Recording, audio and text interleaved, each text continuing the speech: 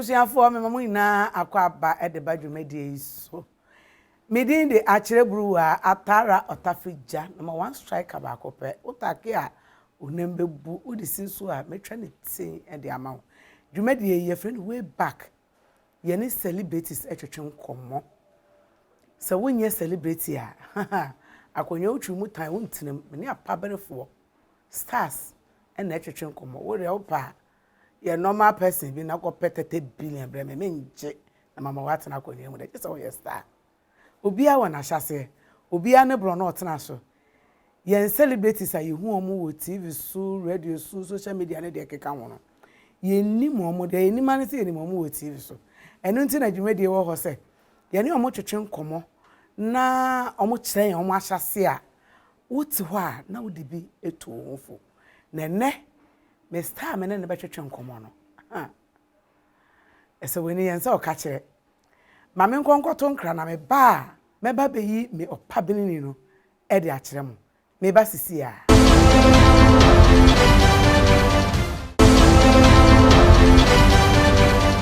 ebusiafo me sai mamo akwa aba biom e de badwumedie so se afi na waso wuti dia wo hwe ya dwumedie ye friend way back ye ne apabenefo e na etwetwe nkomo me hye mo bo se me twa me ho aba na me ba meyi me celebrate kakraka no e de akire mo me so me hyabo a me disu nti me yi na akire mo na eye me ya se mi enwom no mi huto se nka me huto anka meto arise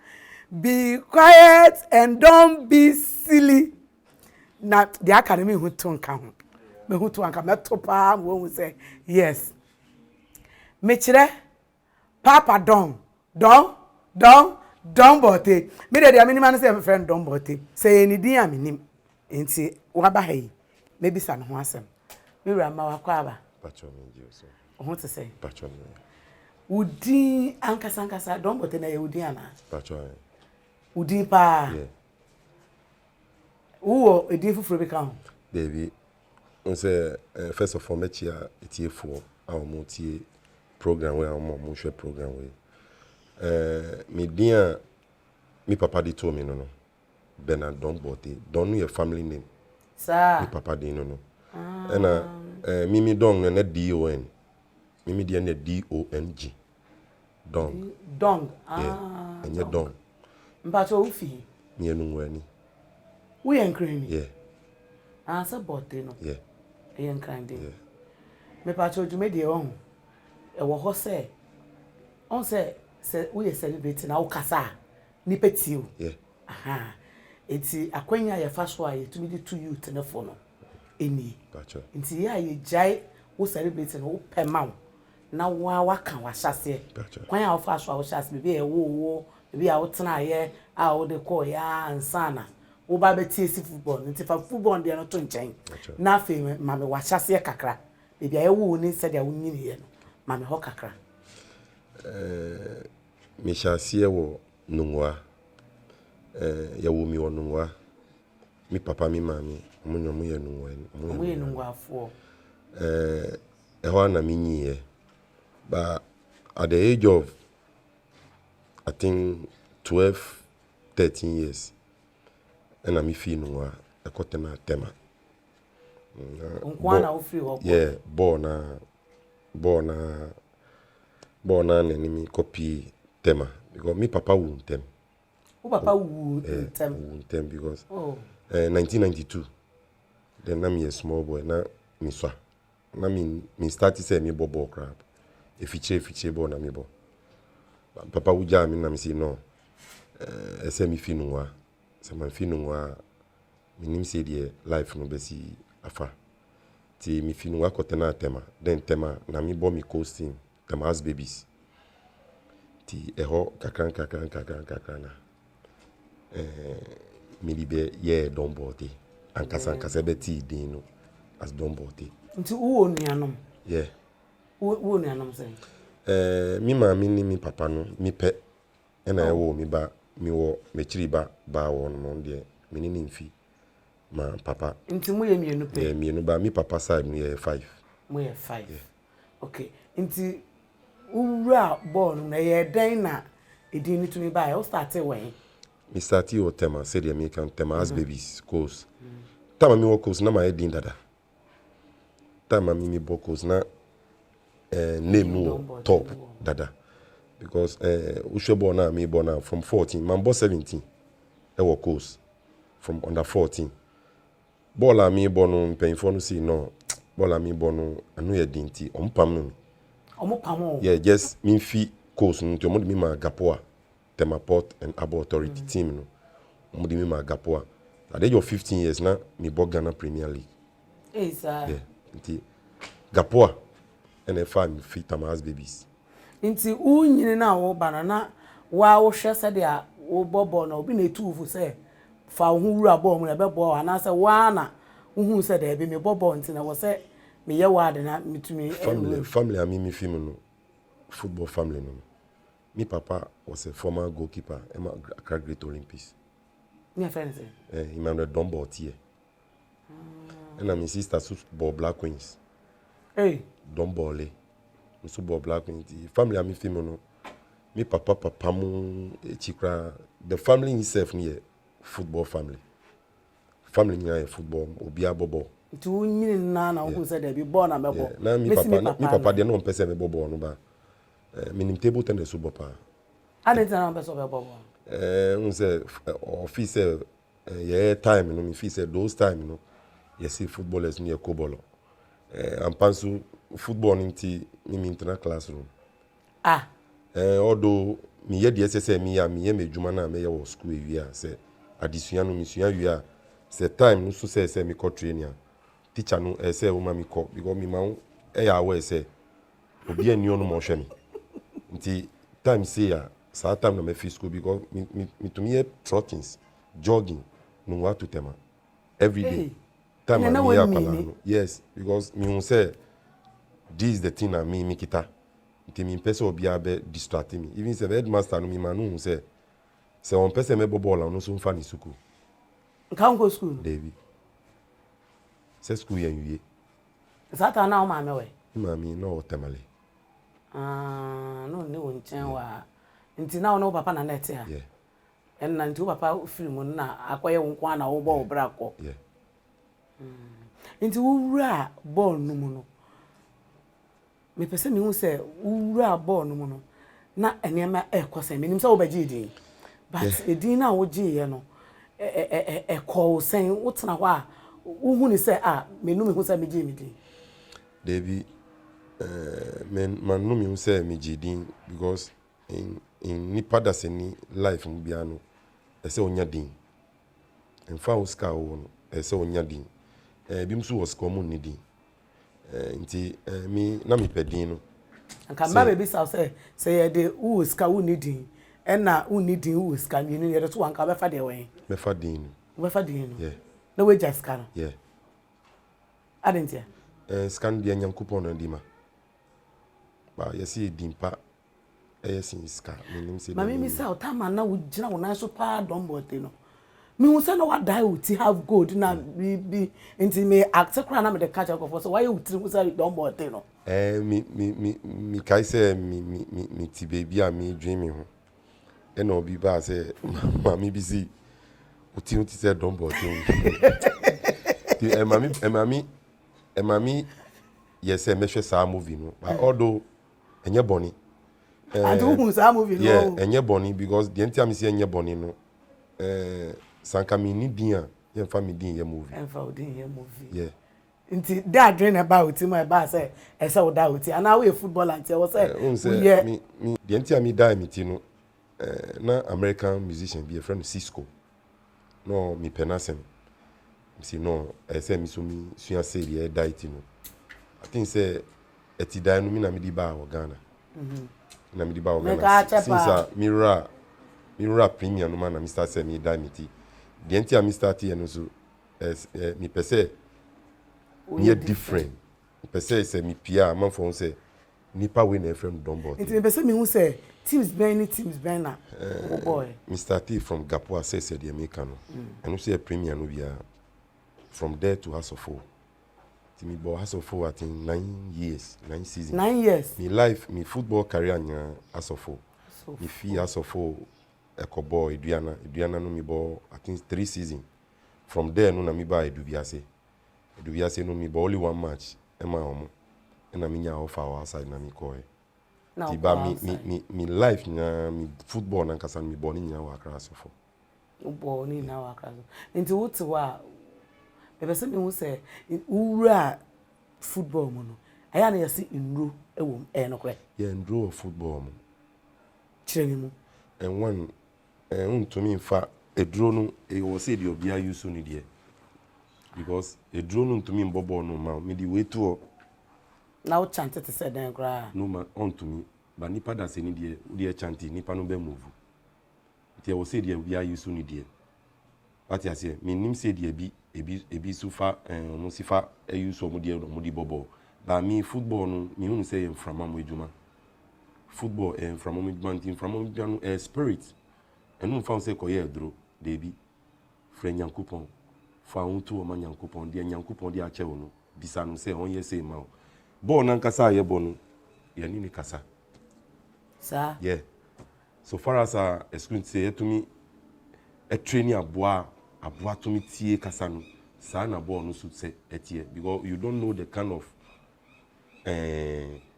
leader ye football me titi no ye see ni party na yebo enampa ni party nti se broni ahun sana mframa na broni ndi ahyem no you don't know the kind of mframa ndi ahyem nti no wedi edro de aboboda oh amanfo de mi akọ edro so da amanfo de wakọ edro so da mi papa wu mi ba yasi no o champion wo bom e wo sa anyama no wa bin e na bin na wa bin na nyem moja ye wo edro a ye di moja eye enu ye dro ena ye white nye nyankopon nti we di white dey ni da ena ado ball ho ban yeah ansa na wotumi akọ yeah nti obi wo football mo betumi aka say min di edro min nya hwe me bom paye pe na me di akoso Messi no Ronaldo mo di edro mo present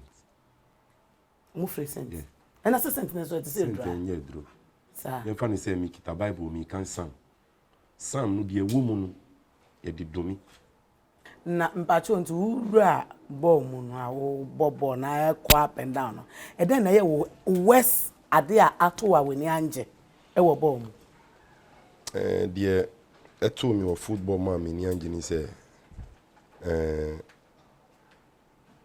BORTEY edin enye de e wo Ghana football ade o gba atwede o kontokwa o gba atwede ade it's going to say BORTEY play sorry I say hey BORTEY wa 25 oni we wu a na wa join oni we wu a kro bi obeko so bia na wa call you don't know the kind of nipa who can asem na wan kasa wo ma yese mu ye mi sa na 25 ni so efi say as a star there say nyama bebre ko mu nti say wo so nye stronger you come down nti then times no na kotoko ne has mo be hia bo match ya na tension it say me has ni kotoko ana mo shada na mo creating supporters no na creating sa yeah supporters na match nye tension e ba sa mo so e ka mo oh tension support ewo omo e ka mo me has ni kotoko ko bo me fan it say me ko train yeah o fan so ko ade no e a chede anyankopon de ama me minima ade ni ye nti amanfo si ye ko hwe de o BORTEY no de si BORTEY o ye football no nti se ye ko hwe BORTEY a de ne se BORTEY su ye ma fans no nti de anyankopon de a chem ne se mi su mi SBT fans no se goal na mi sha mi she go se corner to goal na mi bo corner to goal na amanfo no I mean mi bo na mi bo no se normal football nti wo bo no se normal na wo se fans ni create tension no e ba ne sa na mo mpenifo na edi manim no mo so tension fa o mo ana mo krapo no mo ye ni tension bi mo suro kra wo a bet mi abeka no say football no ye wo football language ye woni ma bebre wo football mo ye be catch you be frustrate you wo bet mi abeka say oh BORTEY kra ya ram camp no ya man bribe Sir, almost said yes, sir. Yes. So never coaches ni yembe shishie omo. Nti se penfo no so ti saa. Enye ye ka radio so. Enye se ye ka di penfo no so ti saa. Se one year bolder, e be pam we fi camp. Because omo nim say who na obe ha omo. Eh, basa omo gidi ma yetumi pam omo. E bi mutumi gidi. Ba mi say no, ntumi be gina me ni krapo se obe ma me bribe. Me here be da me ni. Okay, mama mbisa wasem baako. Football no. Minim say ye de wo. But what na say you say I don't man here man ko school na man ko ye lawyer. Na me ko ball. O de bi ewo adwuma Nyankopon dia ma obia. Footballers no be one mo ye graduate pa. But mo hwe na ball na ntumi ambo mo. They went back to omo adwuma. Ti say me de me ye madwin say ball na me ball. To the time na ma ball no. Yeah. Okay.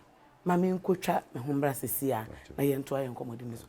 Ebusia enkomo na ye de. Muntwa me na mentwa me hombra sesia na ye ba ye be san de ofan eto aso abramo. Twa me sesia me ba.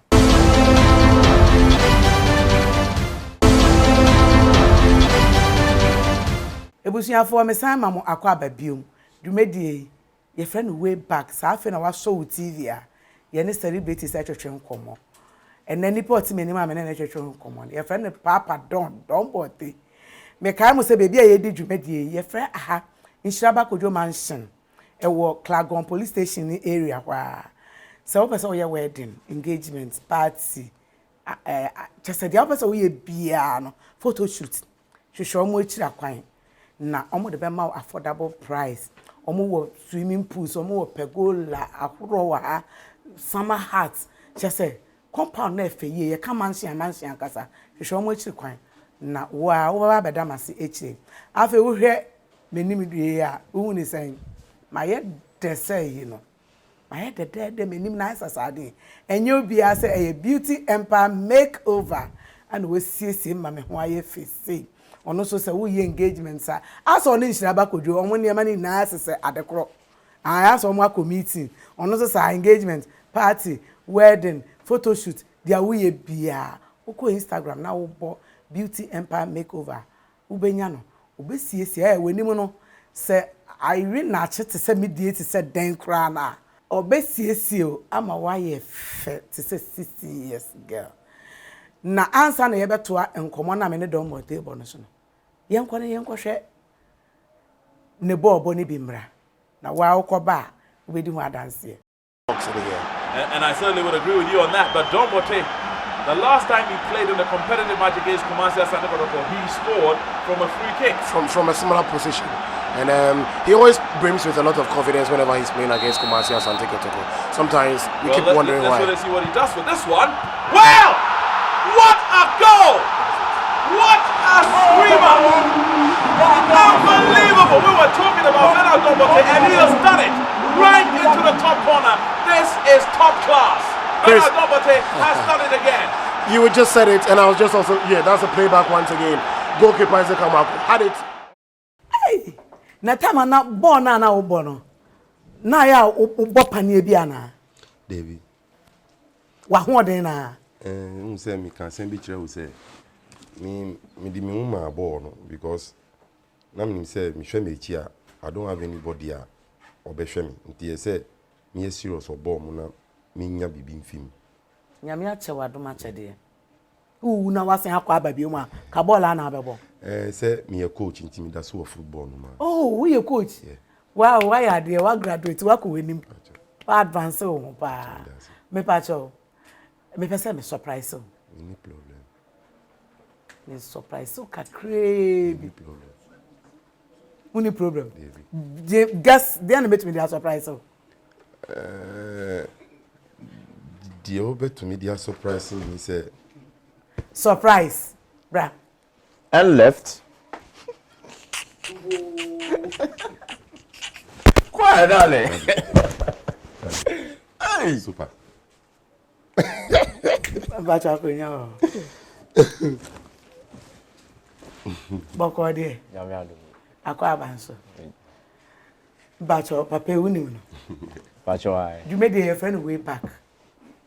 Ye ne stars te samo e na twetwe nkomo. Nti next akwanya aba na yenya mu mienu wa ha ye be bɔ mo mfia ma mo mfin na etutu e wo dwumedie so me pese dankwe no we de menya mu mienu na ma me mbisa kakra on ne hwan ne dankwe But I say, dankwe no, me obi a me started me bobo tema me so no.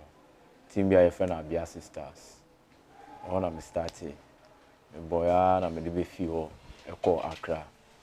Team bi so yefe na Kaolin Babies. Eno so ye cruise. Ti me ko bo ho eso kakra. na dankwe na ye udi hankasa Okay, me din ye Daniel Ziem Kwe. Ziem Yeah, Nod. We are not now. Nti Ziem na ye not, but of not na Probenso. Laura. Yeah. Okay. I think na me Martin name be as. Me ba cho papa e wonim ni say. Don't BORTEY there. Akwara ebi a omo ba sisi anu no ebi omo nim no. But from 90s, they ba ne there. We are enim don't BORTEY. Bia nim don't BORTEY.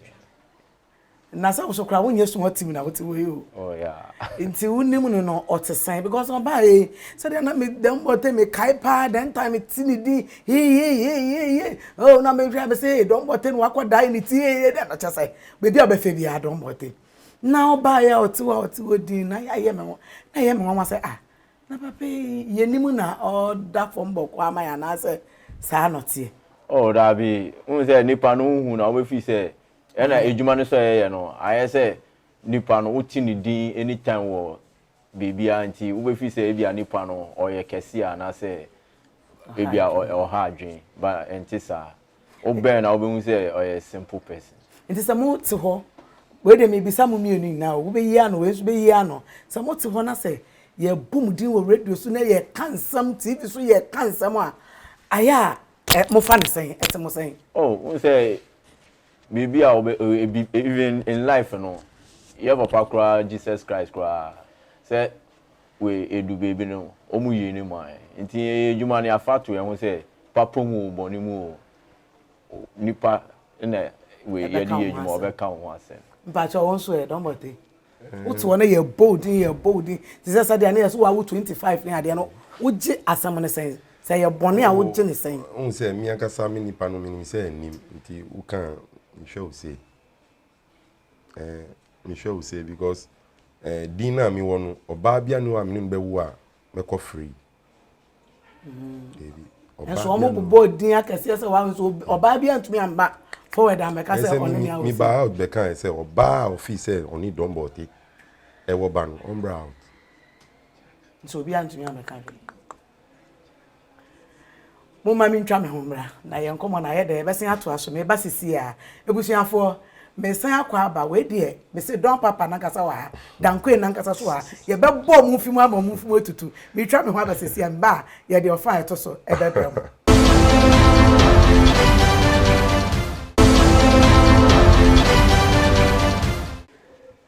dankwe me pese me surprise o say ye to nsa frɛ wo e da be ka kire one pupu ti kras oh meba ampa waba enti be say way back crew ye che wade minim sa adekona de ma wono enya na wo fie nanso e special one a ya sha de yi a ye de ma wow we nya so wow le bi ono ne de nya wa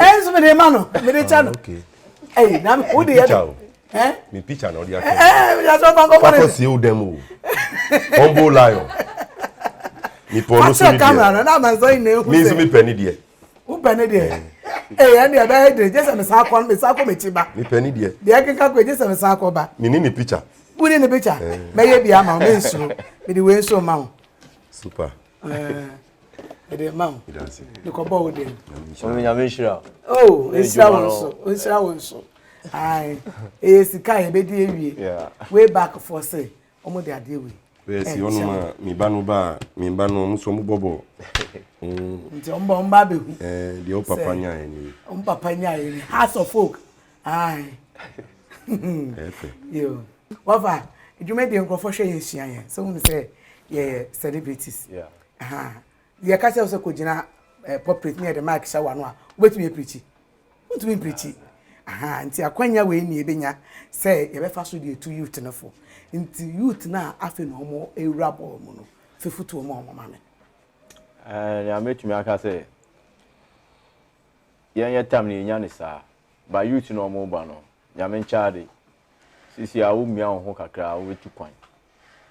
Nti omu training e so mo fa no very serious. Any discipline.